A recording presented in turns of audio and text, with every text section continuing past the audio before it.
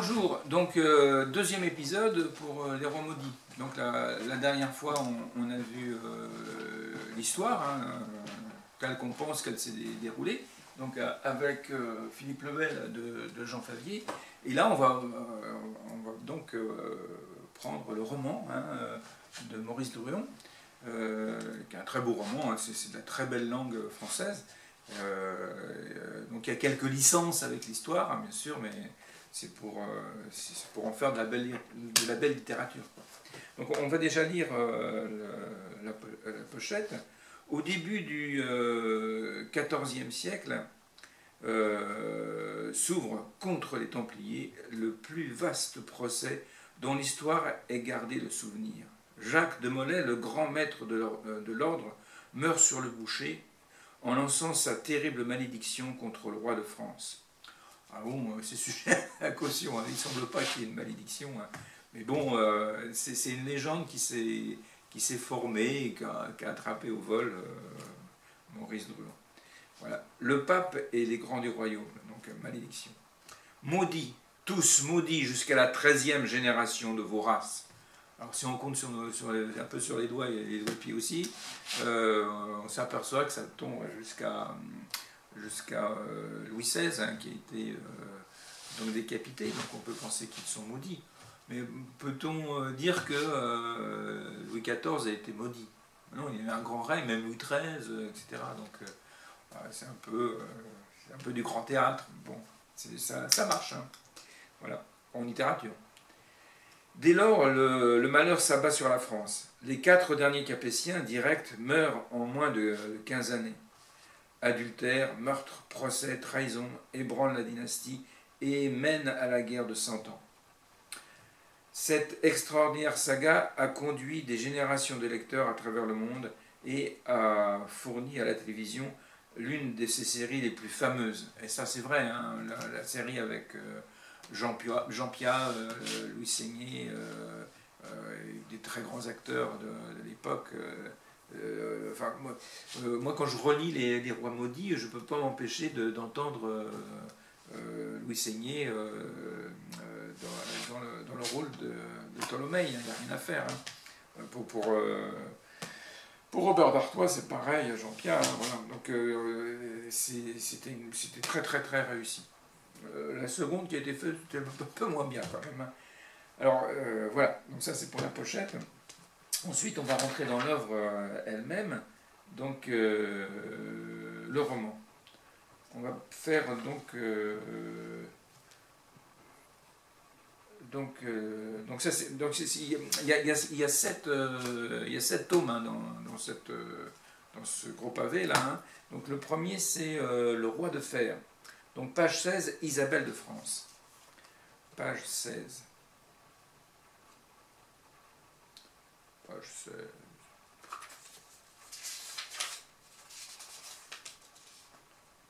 Page 16. Lady Mortimer sortit toujours courant et revint un instant après portant un enfant de 15 mois, rose, rond et gras, qu'elle déposa aux pieds de la reine. Il était vêtu d'une robe grenat, brodée d'or, et fort lourde pour un si petit être.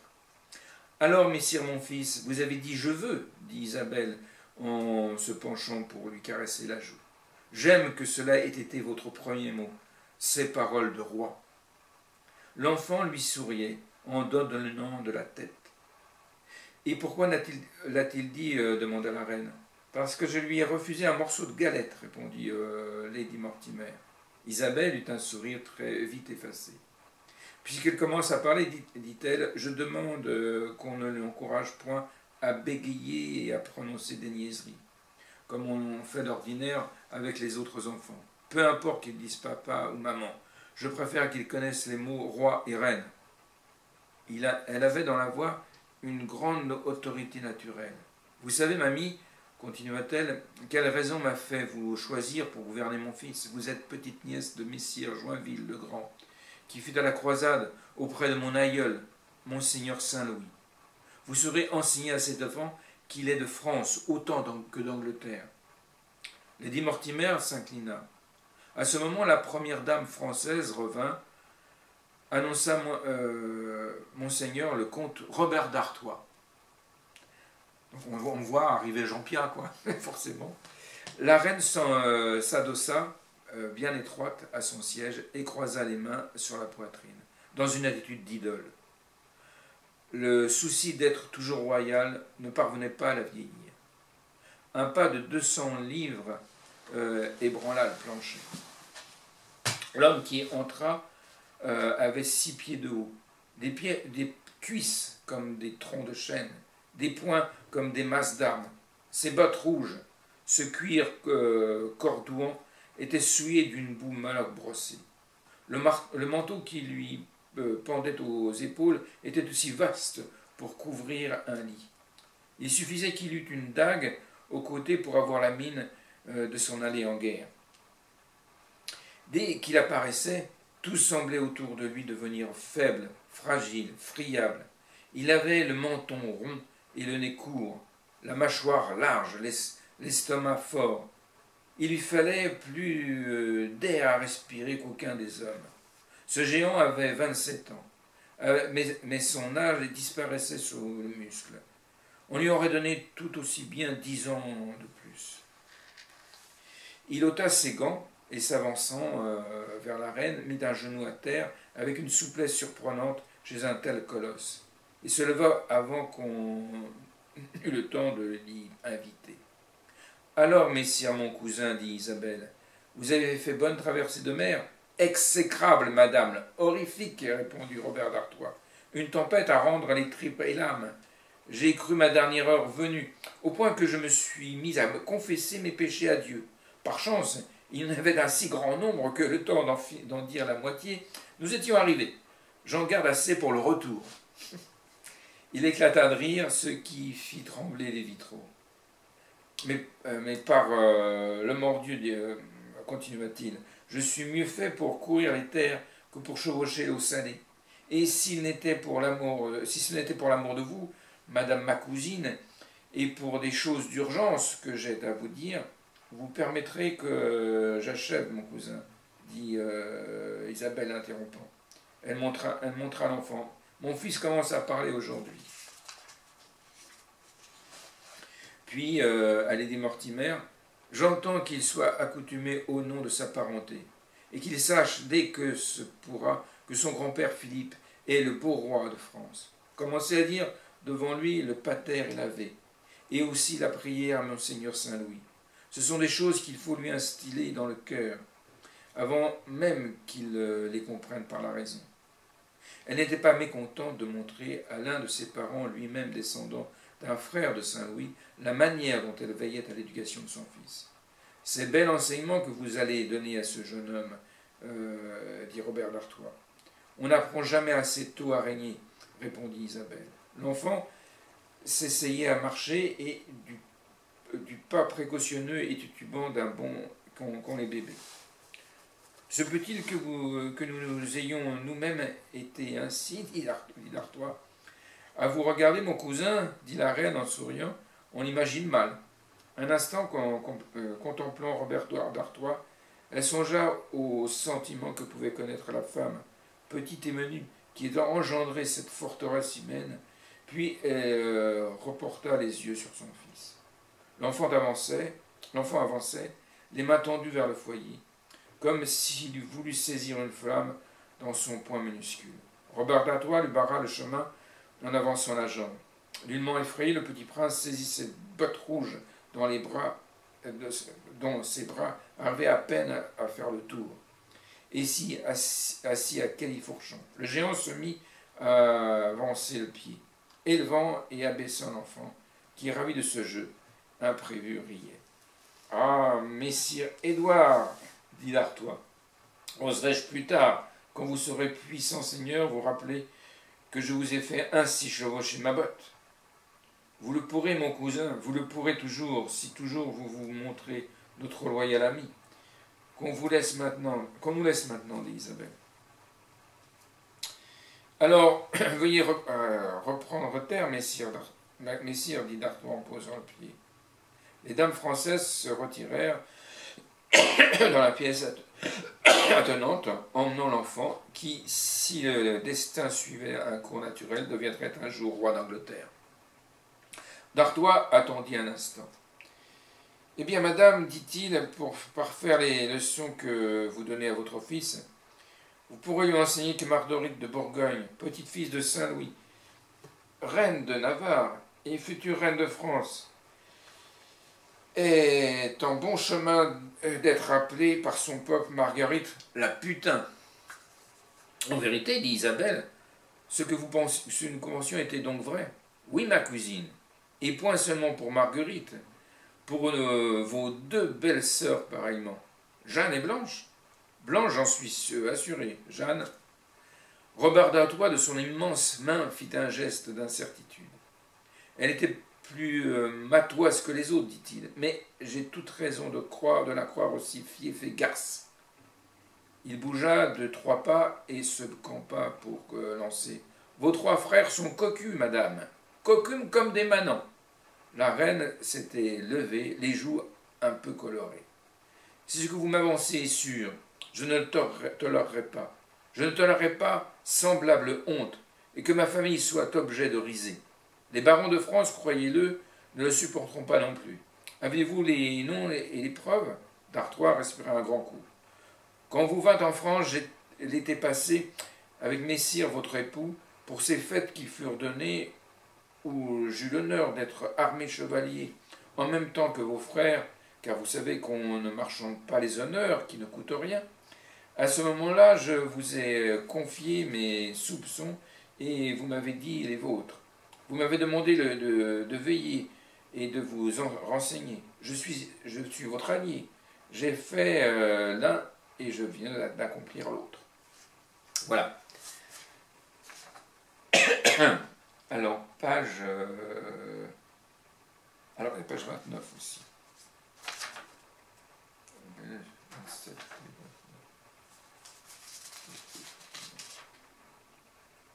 Page 27. Le prisonnier. Page 27.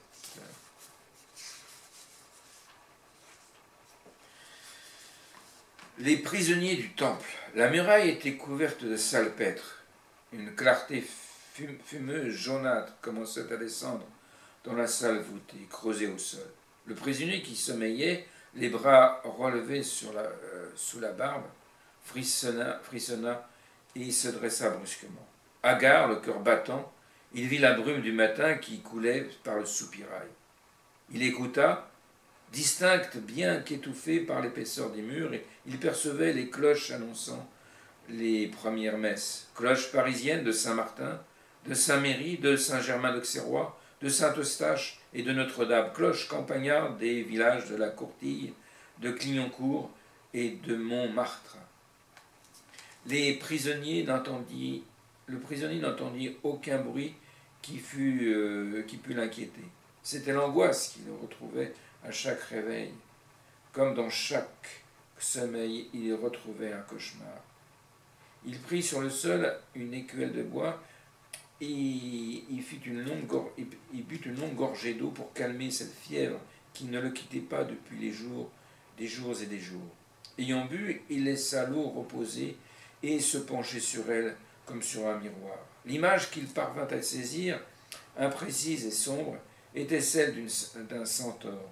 Il demeura ainsi quelques instants, cherchant ce qui pouvait rester de son ancienne apparence dans ce visage flottant, cette barbe d'ancêtre, ces lèvres avalées par la bouche édentée, ce long nez amaigri qui tremblait au fond de l'écuelle.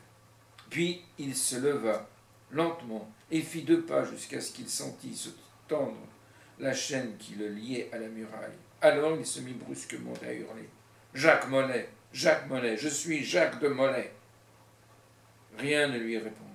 Rien. Il le savait. Il ne devait plus répondre. Il ne devait lui répondre.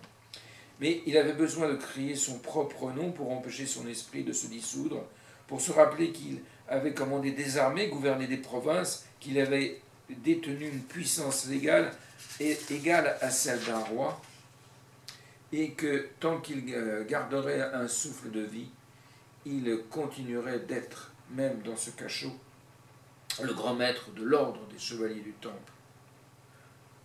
Par un surcroît de cruauté ou de dérision, il s'était vu assigner pour prison une salle basse de la grande tour de l'hôtel du Temple, la maison mère de l'ordre.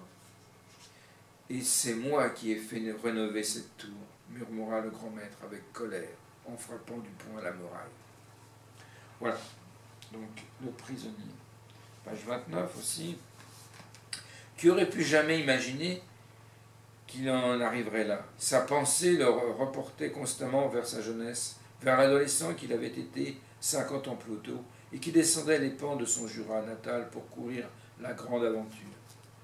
Comme tous les cadets de noblesse à cette époque, il avait rêvé d'endosser le long manteau blanc à croix rouge qui constituait l'uniforme du Temple.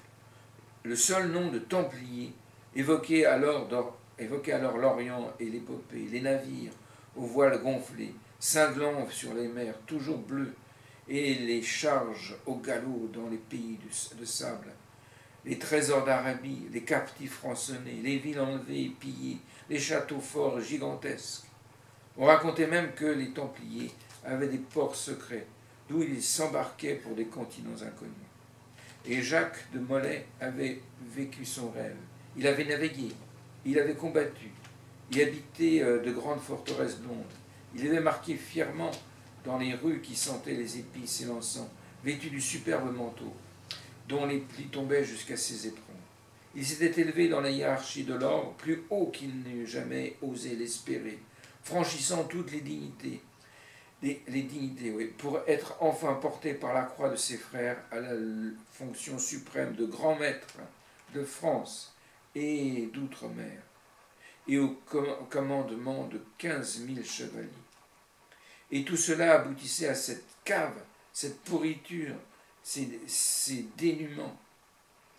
Peu de destins montraient une si prodigieuse fortune, suivie d'un si grand abaissement.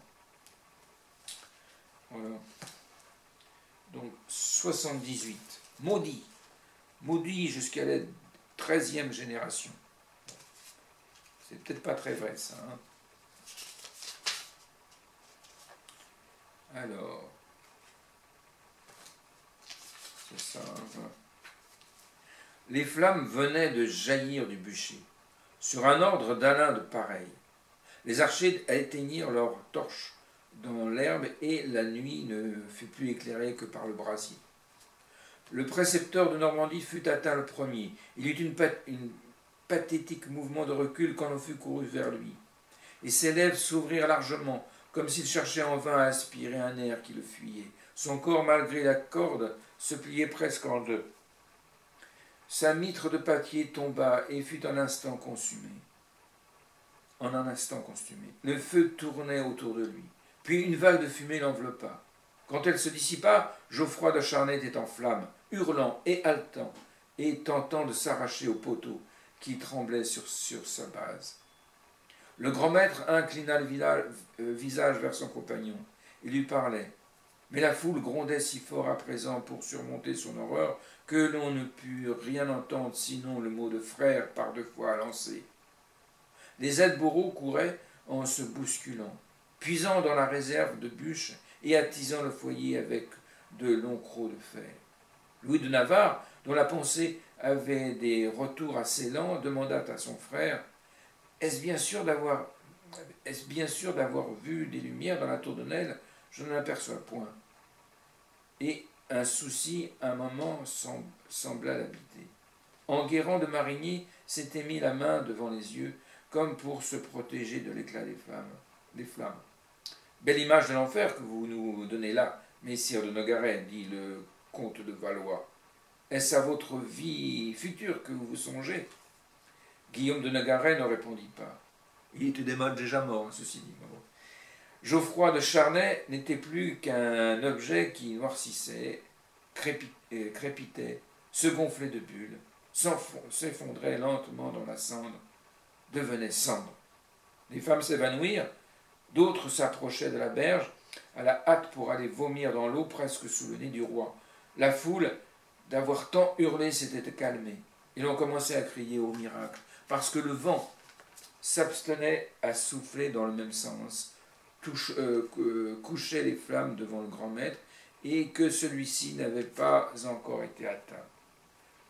Comment pouvait-il tenir si longtemps? Le bûcher de son côté paraissait intact. Puis soudain, il eut un effondrement du brasier, et ravivé, les flammes bondirent devant le condamné. Ça y est, lui aussi, s'écria Louis de Navarre. Les vastes yeux froids de Philippe le Bel, même en ce moment, ne sciaient pas.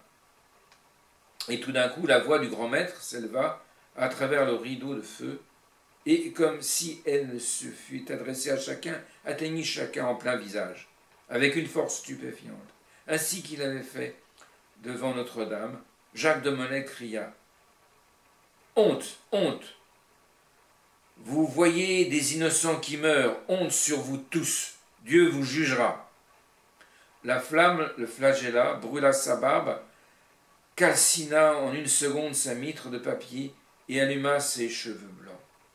La foule terrifiée s'était tue. On eût dit qu'on brûlait un prophète fou. De ce visage en feu, la voix effrayante proféra « Pape Clément, chevalier Guillaume, roi Philippe, avant 1 an je vous cite à paraître au tribunal de Dieu pour y recevoir votre juste châtiment. Maudits, maudits, tous maudits jusqu'à la 13e génération de vos races. » Les flammes entrèrent dans la bouche du grand maître et étouffèrent son dernier cri. Puis pendant un temps qui parut interminable, il se battit contre la mort. Enfin il se plia, la corde se rompit, il s'effondra dans la fournaise, et l'on vit sa main qui demeurait levée entre les flammes. Elle resta ainsi jusqu'à ce qu'elle fût toute noire. La foule demeurait sur place, et n'était que murmure, attente, sans raison, consternation, angoisse. Tout le poids de la nuit et de l'horreur était tombé sur elle.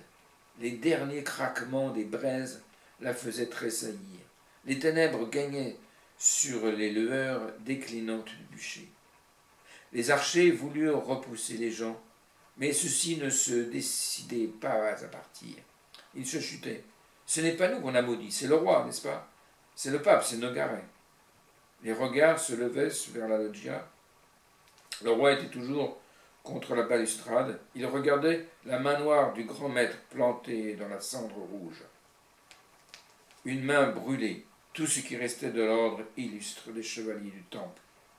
Mais cette main était immobilisée dans le geste de l'anathème. « Eh bien, mon frère, dit monsieur de Valois, Monseigneur de Valois, avec un mauvais sourire, voici content, je pense. » Philippe le Bel se retourna. « Non, mon frère, dit-il, je ne le suis point, j'ai commis une erreur. Voilà ce gonflat, déjà prêt à triompher. Vraiment, vous en convenez? » « Oui, mon frère, dit le roi, j'aurais dû leur faire arracher la langue avant de les brûler. » Voilà. Ah, c'est peut-être inventé, mais c'est bien écrit quand même. Voilà. Donc, page 140, Mao d'Artois. 140.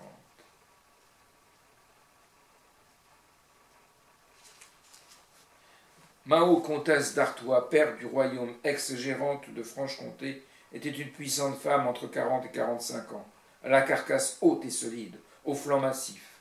Son visage, au masque engraissé, donnait une impression de force et de volonté. Elle avait le front large et bombé, le cheveu encore bien châtain, la lèvre un peu trop duvetée, la bouche rouge.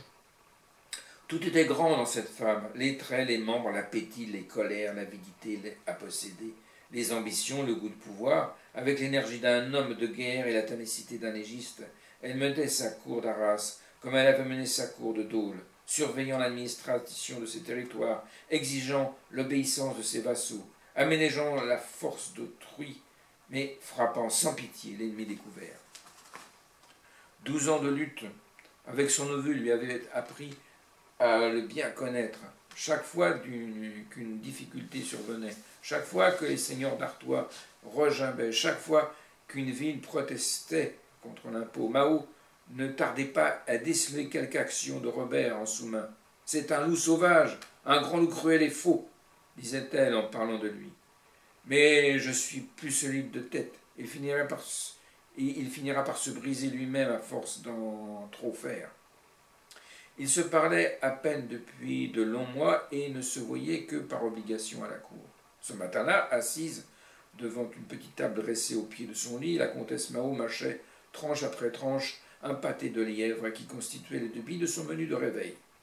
De même que Robert s'appliquait à feindre l'émoi et le chagrin, elle s'appliquait, quant à elle, quand elle le fit entrer, à feindre le naturel et l'indifférence. « Eh bien, vous voilà bien vif à l'aurore, mon neveu. Vous arrivez comme la tempête. D'où vient cette hâte? »« Madame, ma tante, s'écria Robert, tout est perdu. » Sans changer d'attitude, Mao s'arrosa tranquillement le gosier d'une pleine timbale de vin d'Arbois à la belle couleur de rubis, et qu'elle préférait à tout autre. « Qu'avez-vous perdu, Robert? Un autre procès? » demanda-t-elle. « Ma tante, je vous jure que ce n'est point l'instant de nous larder de traits. Le malheur qui s'abat sur notre famille ne souffre pas qu'on plaisante. Quel malheur pour l'un de nous que l'un de nous pourrait être un malheur pour l'autre, dit Mao avec un calme cynisme. Ma tante, nous sommes dans les mains du roi. Mao laissa paraître un peu d'inquiétude dans son regard. Elle se demandait quel piège on pouvait bien lui tendre et ce que signifiait tout ce préambule. D'un geste qui lui était familier, elle repoussa ses manches sur ses avant-bras gras et charnus. Puis elle plaqua la main sur la table et appela « Thierry, je ne saurais parler devant personne d'autre que vous, déclara Robert. Ce que je viens de vous apprendre touche à notre honneur. Bah, tu peux tout dire devant mon chancelier. » Elle se méfiait et voulait un témoin. Un court instant, ils se mesurèrent du regard. Elle, attentive, lui se délectant de la comédie qu'il jouait.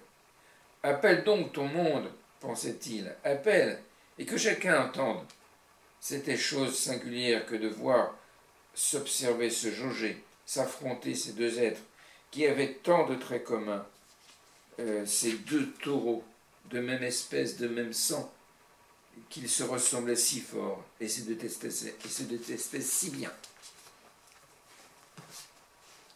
La porte s'ouvrit et Thierry d'Ursoin apparut, chanoine capitulaire de la cathédrale d'Arras, chancelier de Mao, et un peu aussi son amant. Ce petit homme bouffi, au visage rond, au nez pointu et blanc, ne manquait pas d'assurance et d'autorité. Il salua Robert et lui dit, le regardant en dessous des paupières, ce qui forçait à tenir la tête très haut en arrière, « Ces choses rares de votre visite, monseigneur. » « Mon neveu paraît-il un grave malheur à m'apprendre, dit Mao. »« Hélas, fit Robert en se laissant choir sur un siège. Il prit un temps. Mao commençait à traire quelque impatience. « Nous avons eu ensemble des différends, ma tante, reprit-il. Bien plus, mon neveu, de très vilaines querelles, et qui se sont terminées sans avantage pour vous. Certes, et Dieu m'est témoin que je vous ai souhaité tout le mal possible. » Il reprenait sa ruse favorite de la bonne grosse franchise, avec l'aveu de ses mauvaises intentions, pour dissimuler l'arme qu'il tenait en main. « Mais jamais je ne vous ai souhaité cela, continua-t-il, car vous me savez bon chevalier, et ferme sur tout ce qui touche à l'honneur. Mais qu'est-ce à la fin? Parle donc, s'écria Mao.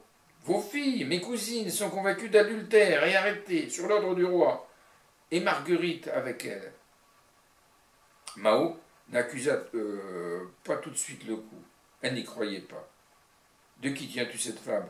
Mais de moi, ma tante, et toute la cour à mon buisson.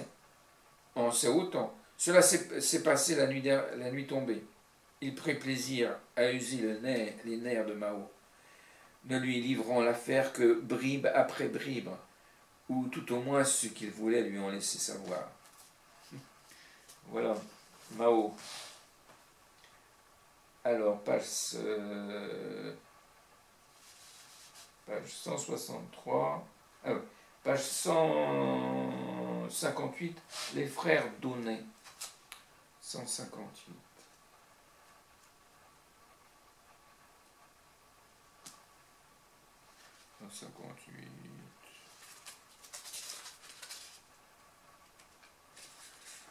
Lorsqu'apparut, entouré d'archers, la charrette qui amenait les frères Donnet,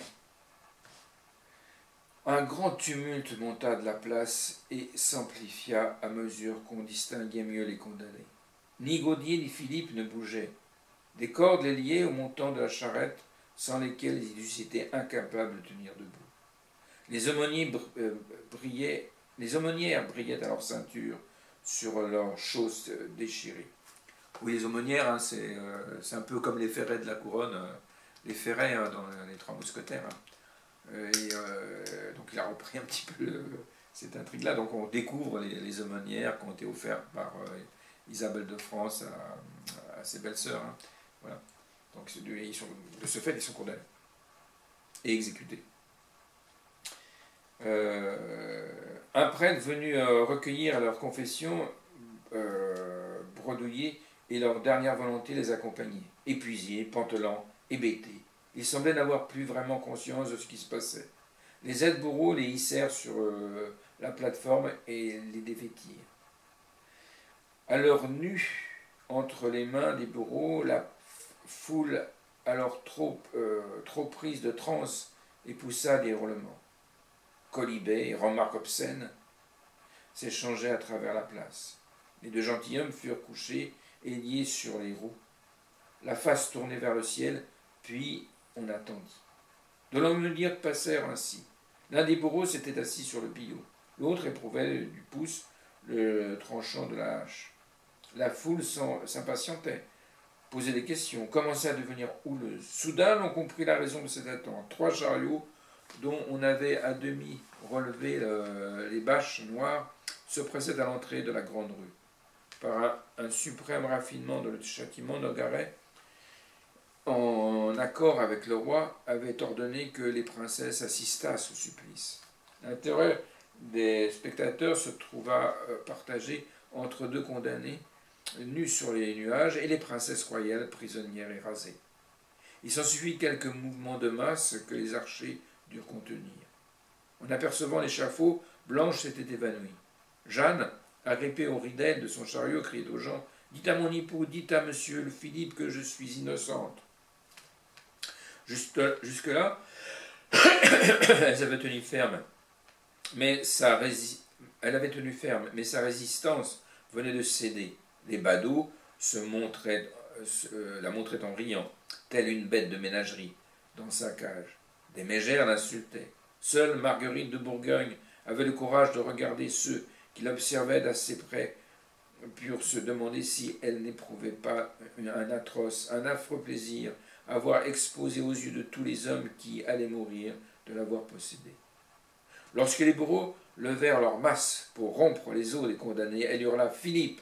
d'un ton qui n'était point celui de la douleur. On entendit des craquements, et le ciel pour les frères Donnet s'éteignit. D'abord, leurs jambes et leurs cuisses furent brisées. Ensuite, les bourreaux firent pivoter les roues d'un demi-tour, et les masses frappèrent les avant-bras et les bras des condamnés. Les rayons et les moyeux répercutaient les coups, et les bois craquaient autant que les os. Puis les bourreaux appliquaient les peines dans l'ordre précise, se munirent l'instrument de fer à plusieurs crocs et arrachèrent par grands bandeaux les peaux des deux corps. Le sang giclait, ruisselait sur la plateforme. L'un des bourreaux dut s'essuyer les yeux.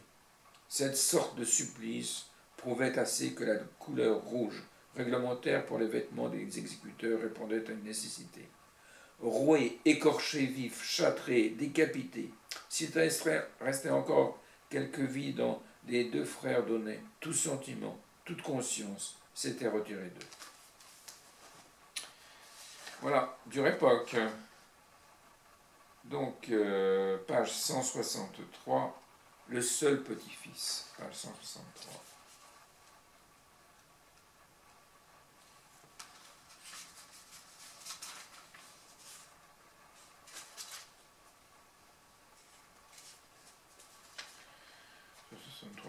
Oui.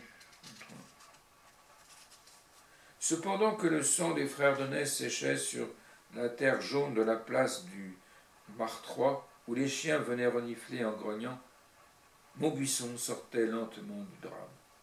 Les trois fils du roi restèrent invisibles pendant tout le jour.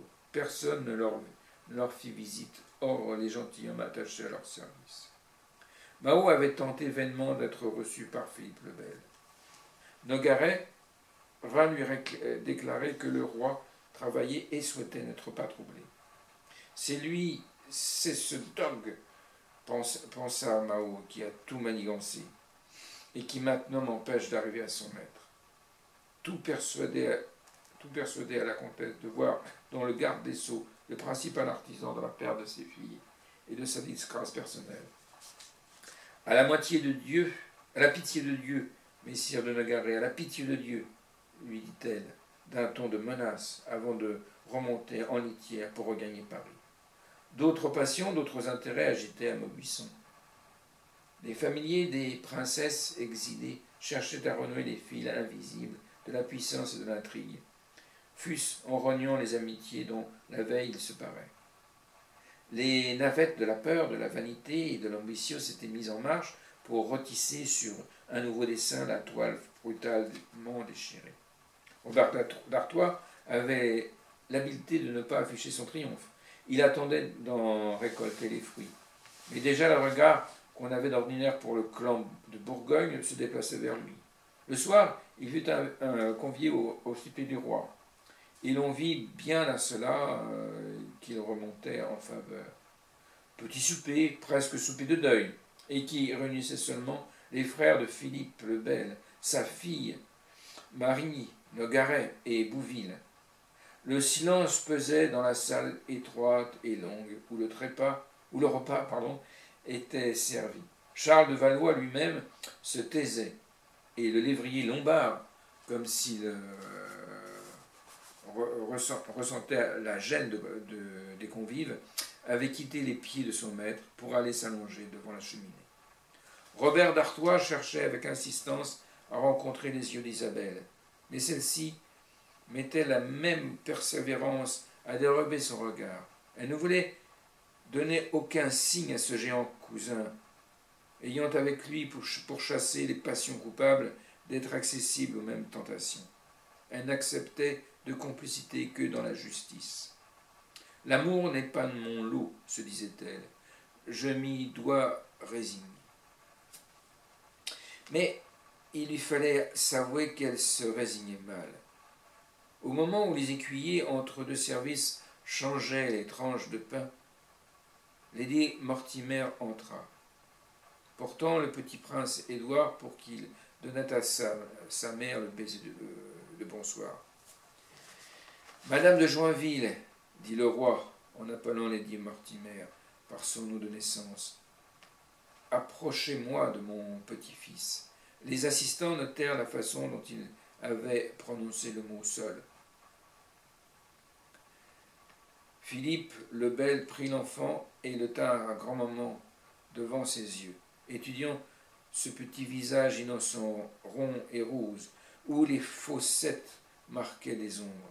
Ce qui montrerait-il les traits de la nature, de son père changeant influençable et débauché, ou de sa mère, Isabelle, pour l'honneur de son sang, pensait le roi. J'aimerais que ce fût à la ressemblance de sa mère, mais pour le bonheur de la France, fasse le ciel que ce fût seulement le fils de son faible père, car les questions successorales s'opposeraient forcément à lui. Qu'arriverait-il si un prince d'Angleterre se trouvait un jour en possession de réclamer le trône de France, en position de se réclamer le trône de France? Édouard, souriez à sire votre grand-père, dit Isabelle. Le petit prince ne paraissait avoir aucune peur du regard loyal. Soudain, Avançant son poing minuscule, il le plongea dans les cheveux dorés du souverain et tira sur la mèche qui bouclait. Ce fut Philippe le Bel qui sourit. Alors il y eut chez tous les convives un soupir de soulagement. Chacun s'empressa de rire, et l'on osa enfin parler. Le repas achevé, le roi congédia ses hôtes, à l'exception de Marigny et de Nogaret. Il vint s'asseoir près de la cheminée et fit un grand moment sans rien dire. Ses conseillers respectèrent son silence. Les chiens sont créatures de Dieu, mais ont-ils conscience de Dieu demanda-t-il subitement. Sire, répondit Nogaret, nous savons beaucoup des hommes parce que nous sommes des hommes nous-mêmes, mais nous connaissons bien peu du reste de la nature. Philippe le Bel se tut à nouveau, interrogeant des yeux fauves cernés du noir du grand lévrier allongé devant lui, le museau sur les pattes. Le chien battait par instants les paupières, le roi pas. Comme il arrive souvent aux hommes de pouvoir lorsqu'ils viennent d'assumer de tragiques responsabilités. Le roi Philippe méditait autour de problèmes universels et vagues, qu'étant dans l'invisible la certitude d'un ordre où s'inscrivissent sans erreur sa vie, ses actions. Enfin, il se redressa et dit, en guérant, « Je pense que nous avons bien jugé. Mais où va le royaume? Mes fils n'ont point d'héritier. » Marigny répondit, « Ils en auront s'ils prennent femme, sire. Ils ont femme devant Dieu. Dieu peut les en délivrer. Dieu n'obéit pas au Seigneur de la terre. Le pape peut délivrer, dit Marigny. Le regard du roi se retourna vers Nogaret. L'adultère n'est point motif d'annulation du mariage, dit aussitôt le garde-sceau. Nous n'avons pourtant pas d'autre recours, dit Philippe le Bel. Je n'ai point à considérer la loi commune, fût-ce aux mains du pape. Un roi doit prévoir qu'il peut mourir à toute heure. Je ne puis m'en remettre à d'éventuels veuvages pour assurer la lignée royale. Nogaret leva sa grande main maigre et plate. Alors, sire, dit-il, que n'aviez-vous fait exécuter vos brus? 2 tout au moins. Je l'eusse fait à coup sûr, répondit froidement Philippe le Bel, si par cela je ne m'eusse d'évidence aliéné les 2 Bourgognes. La succession au trône est certes chose importante, mais l'unité du royaume ne l'est pas moins. Voilà, un grand roi. Alors, page 209, Pont Saint-Maxence.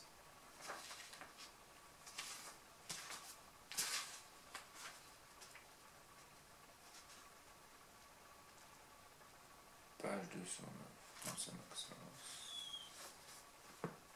D'ordinaire, les cerfs se font chasser un certain temps autour de l'endroit où on les a levés.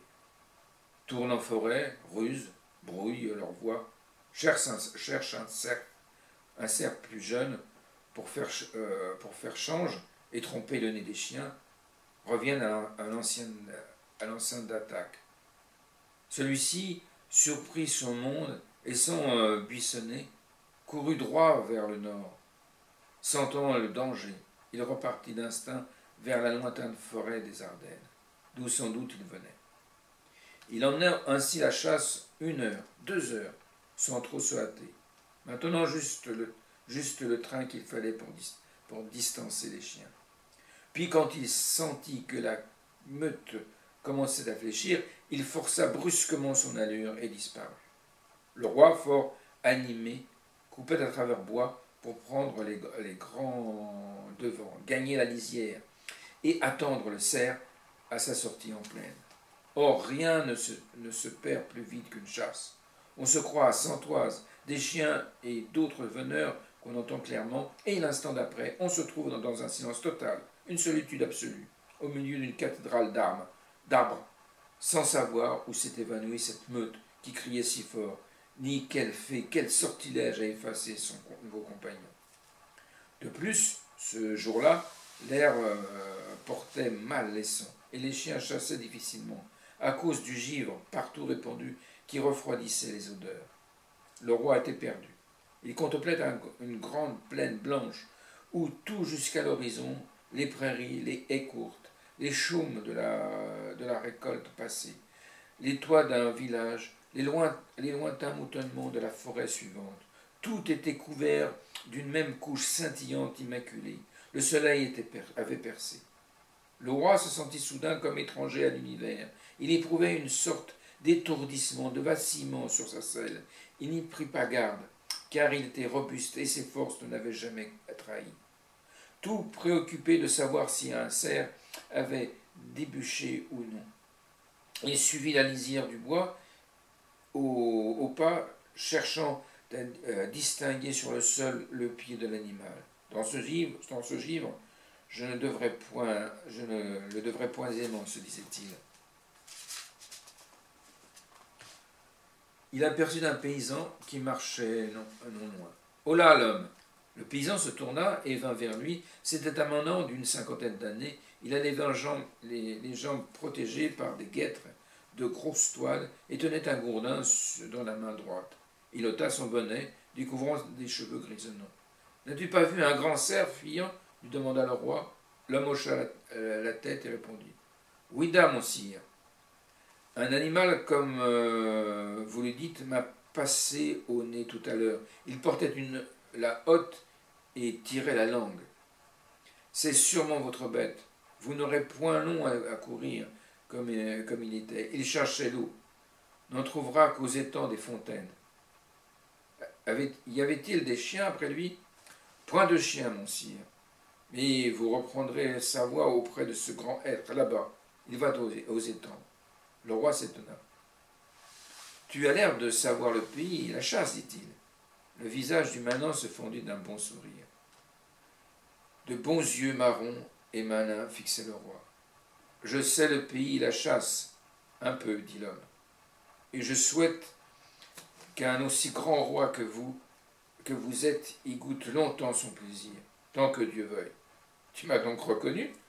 L'autre hocha la tête de nouveau et fit fièrement. Je vous ai vu passer lors d'une autre chasse, et aussi monseigneur de Valois, votre frère, tant il est venu à franchir les serres du comté. Tu es un libre, grâce à vous, mon sire, et point serf, comme je suis né. Je sais mes chiffres, et tenir le stylet pour compter s'il le faut. Es-tu content d'être libre? Content? Sûr qu'on l'est. C'est-à-dire qu'on se sent autrement. On cesse d'être comme des morts en notre vivant. Et nous savons bien, nous autres, que c'est à vous qu'on doit les ordonnances. On se le répète souvent, comme notre prière sur terre. Entendu que toute créature humaine qui est formée à l'usage de notre Seigneur doit généralement être affranchie par droit naturel. C'est bon d'entendre ça, quand on se croyait pour toujours, ni plus ni moins que des bêtes. Combien as-tu payé ta franchise? 65 livres. Tu les possédais? Le travail d'une vie, mon sire. Comment te nommes-tu? André. André Dubois. On m'appelle parce que c'est là que le roi, qui n'était point ordinairement généreux, éprouvait le désir de donner quelque chose à cet homme. Point une aumône, un présent. Sois toujours bon serviteur du royaume, André Dubois, dit-il, et garde ceci, qui te fera souvenir de moi. Il détacha son corps un beau morceau d'ivoire sculpté, serti d'or, et d'un prix plus élevé que celui dont l'homme avait acheté sa liberté. Les mains du paysan tremblèrent d'orgueil et d'émotion. « Oh ça, murmura-t-il. Je le mettrai sur la statue de Madame la Vierge pour qu'il protège la maison. Que Dieu vous ait en garde, mon sire. » Voilà, donc il va rencontrer le cerf, il va faire une chute de cheval, et il va mourir. Voilà. Donc je ne vais pas poursuivre dans des citations d'autres tomes. Donc ça, c'était le premier tome. Donc il y en a 7 en tout. Hein. Il y a donc La Reine étranglée, Les poisons de la couronne, La loi des mâles, il y a donc La Louve de France, Le Lys et le roi, quand un roi perd la France. Donc lisez Les Rois maudits, c'est d'une écriture magnifique, c'est de la grande littérature. Voilà. Donc, j'ai fini avec Les Rois Maudits. C'est toujours un plaisir de le relire. J'ai dû le lire à 17 ans, je le relis aujourd'hui avec toujours un plaisir immense. Voilà, donc là on se retrouvera je pense dans une semaine parce que j'ai un petit sujet court pour une fois à vous présenter. Donc ce ne sera pas dans 15 jours mais dans une semaine je pense. A très bientôt donc.